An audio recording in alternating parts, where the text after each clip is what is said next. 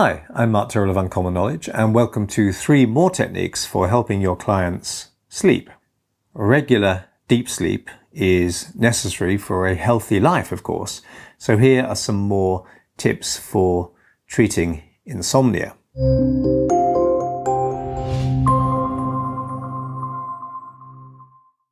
And sometimes life feels like a charging beast, breathing down your back, hunting you down with its deadlines and responsibilities. And of course, electronic pokes, tweets and pings jolt your overloaded brain. So you might be thinking, I've got to check this, I have to get back to that, but I promised him that, and I'm supposed to meet her there, and I'm sure there's something else I'm forgetting. Okay. And your brain spouts out dopamine like there's no tomorrow as its motivational pathways react and respond to each new expectation and demand. And this is the world we're living in. Even your laptop seems to be against you and demanding of you as the 9 windows you're juggling stare you down. But while your laptop draws greedily from a limitless supply of electricity, you don't. You have to operate on mere flesh and blood. Your trillions of cells fight to continue the intricate, infinitely complex dance that makes you who you are. But they're starving, they're thirsty, they're not getting what they need, the pure balm that is regular, deep healing sleep. Sleep is nature's medicine, a comforting friend, a guide and an energizer. Like a good lover, it makes us feel alive, and we miss it when it's gone. So sleep is not an option, it's a necessity. Sleep is vital, and without it, we eventually get sick. It's a pretty bold statement, but it's an accurate one. So I can't overemphasize the importance of good sleep in keeping us alive, healthy, and sane. As far as treating clients goes, understanding the state of play of their current sleep pattern is central to understanding them. Sleep, or lack thereof, plays a role in depression, anxiety, and addictions. Now, we can all miss sleep sometimes. Maybe we have a busy schedule. Maybe we've developed bad habits, like overstimulating the retinas with late night web surfing, for example. And maybe we're drinking too much. Too much alcohol before bed can get you off to sleep, but can rip through your sleep like thunder, later on when it wakes you up. Or worst of all, maybe we're lying awake sick with worry. Okay. And worry is a stimulant like caffeine. Once these lifestyle factors are corrected, sleep will often fall into line. When it comes to improving your client's sleep, start by improving their state of mind. When you lift post-traumatic stress disorder, depression, or whatever other mental health issue your client might be battling, you also lift the chronic cortisol-inducing worry that goes with it. And it's amazing how quickly sleep can repattern itself into healthy ways. So if we're serious about helping our clients sleep better, then we need to familiarize ourselves with the basics first. And by this I mean asking clients about their sleep and helping them with their wind-down routines, ensuring their sleep hygiene is healthy and their sleep environment is optimal to allow sleep in, as it were, and addressing that most potent of stimulants, worry. So sleeplessness can be caused by all kinds of conditions and life complications, and trying to treat it without looking at all of that, at what lies behind it, is an uphill battle to say the least. But it's a two-way street. By treating our clients' insomnia directly, we can also help improve other conditions in their life. But before we can do that, we need to work out what's going wrong with their sleep patterns in the first place. And of course, that's easier said than done. So how much sleep did you get last night? And that's a notoriously difficult question. It's impossible to tell exactly what time we went to sleep. People often say, well, I went to sleep at 10 p.m. And I'm kind of wondering whether they were just staring at their watch. At one of my hypnosis workshops, I met a sleep lab technician who told me that in his experience, most people actually sleep longer than they think they have. And that's not to say that you shouldn't believe someone when they tell you that they barely slept a wink last night. But I also bear in mind that it's really hard for your client to objectively tell how much sleep they've had. Fascinatingly, there's also a placebo element. It's not only a matter of how much sleep you've had, but also how much sleep you think you've had. A study revealed that people who believed they'd had more sleep performed better at cognitive tests than those who believed they'd had less sleep, regardless of how much sleep they'd actually had.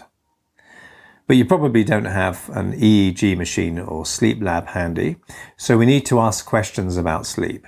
If we suspect it's a real problem for someone, questions like, does it feel like it takes a long time each night to fall asleep, more than 30 minutes, is a useful question. Another one might be, do you wake up multiple times through the night? Do you find yourself waking up really early in the morning and feeling you can't get back to sleep? And we know that early waking syndrome is a symptom of depression, perhaps because the body is trying to self-correct the excessive REM or dream sleep characteristic of depression. Another question might be, do you wake up exhausted each morning, even though you've slept through the night? And this might indicate their sleep composition is out of whack. Too much REM sleep, too little recuperative slow wave sleep is a major cause and symptom of depression as well. So I've written about the importance of kick-starting the REM state as a way of getting off to sleep. And while we don't fully enter the dream state as soon as we go to sleep, we do have dream fragments as we go through the gateways to sleep. But that's only the beginning. So let me share with you 3 more techniques to help your clients sleep. Technique number 1, turn the paradox on its head. So if your aim is to get to sleep, trying to stay awake is actually more effective than trying to sleep. Okay, you probably discovered this. When you're really tired, trying to stay awake feels impossible. Trying to go to sleep also feels impossible if you're awake. Paradoxical tasking can help change patterns of behavior and response. So I was thrilled with how well it worked for one of my clients in particular. This client, we'll call him Tom, just couldn't sleep. For hours, he told me he'd wrestle with his thoughts and his duvet. And he said, as much as I try to sleep, I just can't. And I didn't have the heart to tell him that his valiant efforts were probably the reason he couldn't get to sleep. Okay. Trying too hard gets in the way. Sleep needs to be invited in, not kidnapped and forced to comply. It's a guest, not a slave. When I asked Tom what he thought about during those fitful awake hours, he was quick to answer. Tom was self-employed and he'd lie awake plagued by all the work he needed to do and work he hadn't done and bookkeeping and so on. So I saw an opening. So Tom was the kind of guy who does what he says he'll do. So I set him a task. I told him that while we were still learning about his particular insomnia, it would be useful to harness those bonus hours, a phrase Milton Erickson sometimes used with his sleepless clients. So what was Tom to do in this task that I set him? And I said, whatever you do, don't try to go to sleep. Tom was to lie in bed for around an hour. And if he hadn't gone to sleep during that time, he was to get up, go into a dimly lit part of his apartment and catch up on work for 30 minutes. And it was quite monotonous work, filing accounts. After 30 minutes, he was to go back to bed. And if he was still awake an hour later, he was to again get up, go into that dimly lit place and do 30 minutes more work since he was awake anyway. So there were bonus hours. In the first week, he found that he caught up on a great deal of work, but that he started feeling reluctant to get up and work after the 3rd session. It's funny, he told me, I kind of want to stay awake because I get work done. But if I fall asleep, that's good as well. And I'm feeling a lot sleepier anyway. By the 2nd week, he found he had stopped worrying about whether he'd go to sleep or not at all. And what do you know? More often than not, he was falling asleep before he even got to the 2nd work session. By the 3rd week, he was drifting off before any of the boring work got done. And by that time, it also caught up on his work arrears, so he was worrying less about it anyway. So actually doing tedious work doesn't tend to be as stimulating as worrying about doing it. I'd given Tom a therapeutic double bind. Either he got work done or he slept, a bind that in his case worked really well. When Tom started failing at getting up to work, he started succeeding at getting more sleep. And part of the success of this technique stems from the fact that ultimately we're never going to feel terribly motivated to get up and do tedious work. We have rebellion mechanism within us. And so our unconscious builds the motivation to just drift off to sleep as a way of getting out of the boring work. So we have to consider motivation in all therapy, how we can harness it often in the first step to sleeping is to make it okay not to sleep. Technique number 2, 3 sights, 3 sounds, 3 feelings. I'd also set Tom a task to do while he was in bed between work sessions. I taught him the self-hypnotic technique of the 3 things induction. I suggested he could relax deeply, not to get to sleep, but to just get some of the benefits of slow wave sleep while he was awake. So I sort of reframed it a bit. And there was something important Tom needed to learn about sleep. Sleep is an activity. Sleep isn't passive. The brain can be highly active during sleep, especially during the initial stages. So I reassured Tom that he didn't need to switch off to go to sleep. His brain simply had to become active in a different way. So many people say, oh, I can't switch off, as if they're a machine. As we drift into sleep, we have dream fragments, flashes in which our creative imagination takes over from our conscious mind and sort of runs itself, or seems to. Okay. Now, normally this happens unconsciously, but it doesn't have to. We can invite this process.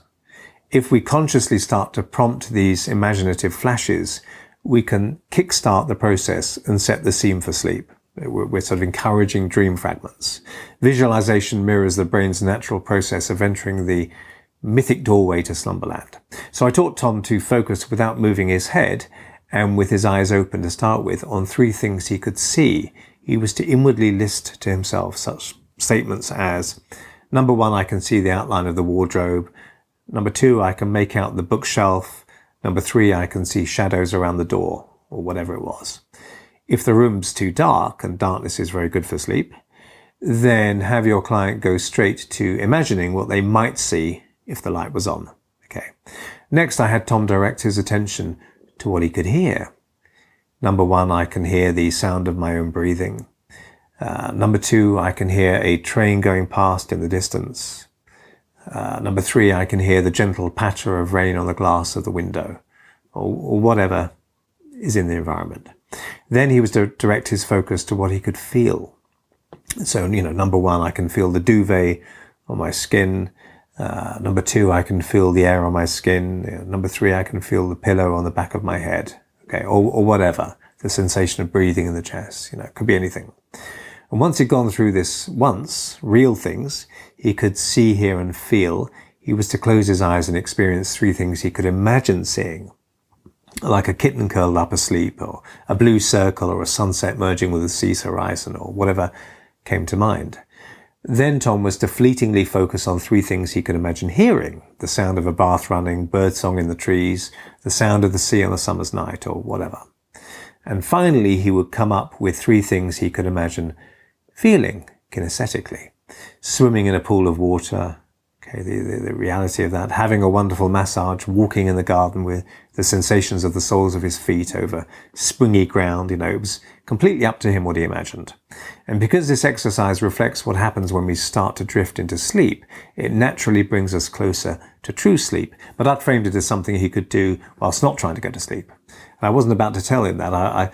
By telling him it was a relaxation exercise, not a sleeping aid, made sure that the pressure was off.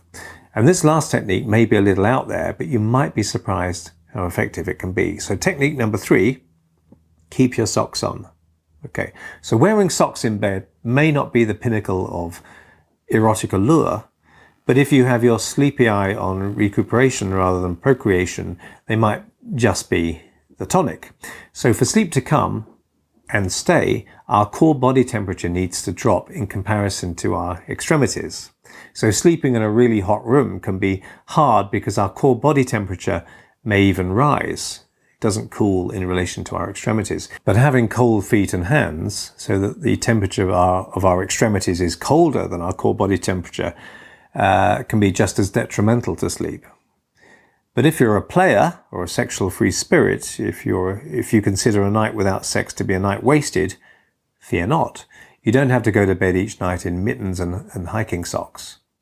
You really don't, and neither do your clients. So I found as long as the bed is not too cool or hot, getting clients to visualize their hands and feet becoming warmer has an amazing soporific effect. So you don't really need the socks. Of course, this may simply be thanks to the sleep encouraging effects of visualization, mirroring the REM dream state, but it might be at least partly an independent effect. What we do know for sure is that body temperature is important when it comes to sleep. So you could ask your client to imagine shivering in a cold, snowy place and then finding comfort around a warm open fire. They could imagine warming their hands and feet around that fire. You could describe the way the air around their hands begins to heat up the hands themselves. Or you could ask them to visualize heat taking a physical form, such as streams of orange or yellow flowing into the hands and feet, warming them up a little as they become sleepier. And this is likely to be even more effective if you combine this with an explanation of how the body's core and extremity temperatures relate to sleep onset. So sleep is your lifelong companion through your childhood, adolescence, and adulthood. And it was a constant friend, and it always will be if we let it. It has great and generous gifts of health and well-being to offer us, but we in turn need to protect it. So for some of us, it can feel tempting to shun sleep, to try to maximize our waking time, to manage all of our challenges life throws at us. But if we learn to allow sleep to ride gently alongside us through the twisting path of existence, we might just find that the path is easier to navigate. So I hope you found that useful, and if you did, please hit like and subscribe. If you want to hear when my next video is published, hit the notification bell below as well. I'm Mark Tyrrell of Uncommon Knowledge, and if you'd like to subscribe to my email newsletter, you can find it over at unk.com, and that's unk.com/blog. And thanks for watching.